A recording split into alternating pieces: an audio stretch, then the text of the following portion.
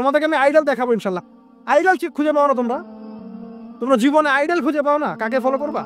আর আমাদের কাছে এরাই রকস্টার, যারা মুসলিম সমাজের মধ্যে বেপরদামি, অশ্লীলতা, ফায়াসা এগুলো ছড়িয়ে দিচ্ছে, যে না এরা আমাদের আইডল। এখন ওদের পোস্টার বাসায় লাগিয়ে রাখে, ওদের সাথে একবার দেখা করতে পারলে জীবন সার্থক হয়ে যায়। আল্লাহর কাছে ওদের কি নাম আছে যতক্ষণ না তওবা করে ফিরে আসছে? একজন ভ্যান চালক, একজন ইমানদার ভ্যান চালক, রিক্সা চালক যে 5 ওয়াক্ত নামাজ পড়ে, সে আল্লাহর কাছে ওর চেয়ে অনেক বেশি সম্মানিত। ওই ভ্যান চালকের কাছে কি অটোগ্রাফ নেন আপনি? রিক্সাওয়ালার কাছে কি অটোগ্রাফ নেন? এইসব এই হ্যামিলনের বাসিওয়ালার পিছনে না গিয়ে এরা যুব সমাজকে টেনে নিয়ে যাচ্ছে অশ্লীলতার দিকে, ফাহেসা কাজের দিকে, বেফাস কাজ, কোনো পরকালীন কোনো স্বার্থ নাই। বিনোদনের নামে, সংস্কৃতির নামে এরা মানুষকে দিকে টেনে নিয়ে যাচ্ছে। আর আমাদের যুব সমাজ, তোমাদেরকে আমি আইডল দেখাবো ইনশাল্লাহ পরের লেকচারগুলোতে। খালিদ বিন ওয়ালিদ তোমার আইডল, আলী ইবনে আবি তালিব তোমাদের আইডল, মুহাম্মদ সাল্লাল্লাহু আলাইহি ওয়াসাল্লাম তোমার আইডল, ইমাম হুসাইন তোমার আইডল, মোহাম্মদ বিন কাসিম তোমার আইডল, তারেক বিন জিয়াদ তোমার আইডল, ওমর ইবনে খাত্তাব তোমার আইডল। আইডল খুঁজে পাও না তোমরা? তোমরা জীবনে আইডল খুঁজে পাও না, কাকে ফলো করবা? একজনের নাম বলবো, একজন অনলি, মুহাম্মদ সাল্লাল্লাহু আলাইহি ওয়াসাল্লামের পরে একজনের নাম যদি বলতে বলেন আমাকে, আলী রাদিয়াল্লাহু আনহুর জীবনী পড়ো যাও।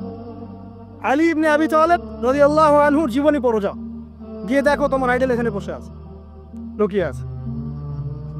তাদের আইডলের মধ্যে, তাদের মধ্যে ছিল ব্যক্তিত্ব, শৌর্যবীর্য, আনুগত্য, জ্ঞান, প্রজ্ঞা, দিন প্রতিষ্ঠার তামান্না, জিহাদ, এবং তারা বদর, উহুদ, খন্দক, খায়বার করেছেন। শেষ পর্যায়ে যখন তাদেরকে মৃত্যুবরণ করতে হয়েছে, তখনও তাদেরকে সামন থেকে কেউ আক্রমণ করতে পারে নাই, পিছন থেকে আক্রমণ করতে হচ্ছে। বীরদেরকে কেউ সামন থেকে মারতে পারে না, পিছন থেকে মারতে পারে। আইডল খুঁজে পাও না তোমরা? মেসি তোমার আইডল, নেইমার তোমার আইডল, ওই যে বলিউড হলিউডের নায়ক নায়িকা তোমাদের আইডল, সুবহানাল্লাহ, বাংলাদেশের নায়ক নায়িকা তোমাদের আইডল।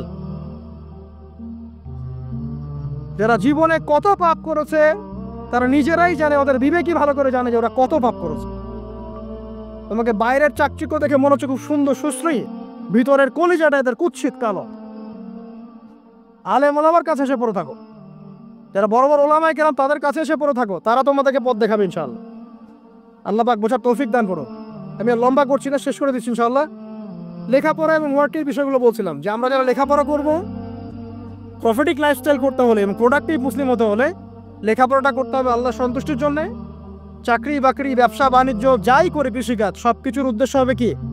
আল্লাহ সন্তুষ্টি অর্জন করে, এবং ওই ক্ষেত্রে সৎ থাকা, কাউকে না ঠকানো, মাপে কম না দেওয়া, দুর্নীতি না করা, ঘুষ না নেওয়া।